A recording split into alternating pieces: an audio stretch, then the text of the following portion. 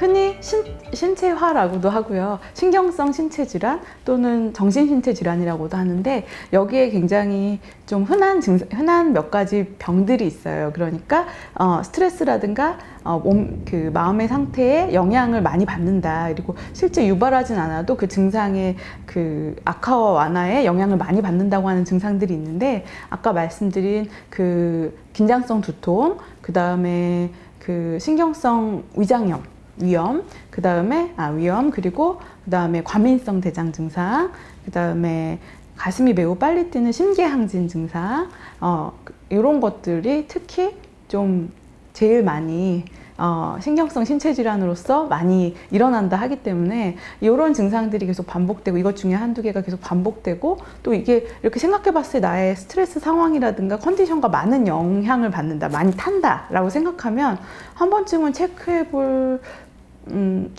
것도 좋다고 생각해요. 예. 그게 이제 사실은 그 당사자들은 내과를 먼저 가거든요. 그 이유는 진짜 아프기 때문이에요. 그러니까 흔히들 신경성 질환이라고 다른 내과라든가 탁과 선생님들이 얘기를 하면 사람들이 오히려 주변 사람들은 마치 이것을 이렇게 좀 환자가 꾀병을 부린다 또는 굉장히 좀 엄살을 부린다라고 생각하는 경우도 있고 대단치 않은 증상이다, 병이다라고 생각하는 경우도 있는데요. 이거는 원인이 스트레스성인 것이지 증상이 없거나 약한 것은 전혀 아니거든요. 그래서 이거는 오해가 있고요. 그리고 그 장기 자체를 검사했을 때 문제가 없다 하더라도 그 장기에 연관된 있는 인접한 신경이라든가 이런 감각에 의해서 통증이라든가 불편감을 기능 이상을 느낄 수 있는데요. 그렇다고 해서 이게 불편하지 않다거나 병이 아닌 거는 아니거든요. 네, 그렇습니다. 이제 우리 몸에 그 스트레스에 대응하는 어떤 여러 가지 방식들 중에는 신체의 증상들을 통해서 하는 방식도 있거든요. 그게 이제 증상으로 나타나게 되면 불편을 느끼게 되고, 근데 그거를 어떤 심리적 또는 환경적 스트레스와 연관짓기가 어려울 때도 많아요. 왜냐하면 여러 번 돌려서 들어오니까, 예를 들어 3쿠션으로 들어오니까 이게 이 문제 때문에 이게 이렇게 아프다 이렇게 얘기하기가 어려울 수 있고요.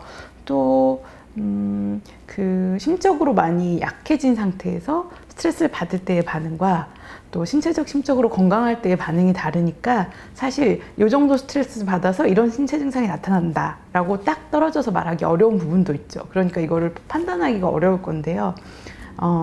그럼에도 불구하고 이제 내과에서 정신과를 가봐라 라든가 또는 이게 심리적 문제 같다 또는 신경성이에요 이렇게 얘기할 때에는 실제 그 장기를 검사해보고 뭐 내시경을 한다거나 뭐 심전도나 심초음파 같은 걸 해봤을 때에는 그 장기 자체에는 어떤 뚜렷한 어떤 그 구조적인 문제라든가 기능적인 문제가 명백하진 않다. 그리고 이것이 스트레스를 받는 거나 또는 스트레스 상황인 것과 연관이 있다라고 할 때 그렇게 얘기를 해줘요. 그러면 이게 스트레스를 받는 거는 사실은 마음의 문제인데 왜 몸으로 나타나느냐라는 질문에 도달을 하게 되는데요. 생각해보면 일단은 그 여러 가지가 있는데 우리 몸에 호르몬 체계가 있고요. 스트레스에 대응하는 또 그 신경 체계가 있거든요. 이것들이 스트레스에 대응하는 여러 가지 과정 중에서 신체 증상이 함께 맞물려 들어가게 돼 있어요. 그러니까 호르몬 체계라고 하면 스트레스 호르몬인 여러 가지 콜티졸 이런 호르몬들도 있고 뇌에서부터 그 뇌하수체라든가 여러 가지 뭐 부신 이런 데서 나오는 여러 가지 호르몬들이 있는데 이 물질들이 스트레스에 반응하는 우리 몸의 작용을 조절하면서 여러 가지 신체 반응을 야기하거든요. 현대인의 스트레스라 하면 사실은 그 과거의 어떤 신체적인 스트레스와는 다를 때가 상당히 많이 있죠. 예를 들어서 학교에서 갑자기 선생님이 책 다 집어넣고 지금부터 쪽지 시험을 보겠다 이렇게 하면 엄청난 스트레스 상황이지만 뒤에서 호랑이가 쫓아오는 상황이랑 실제로는 다르잖아요.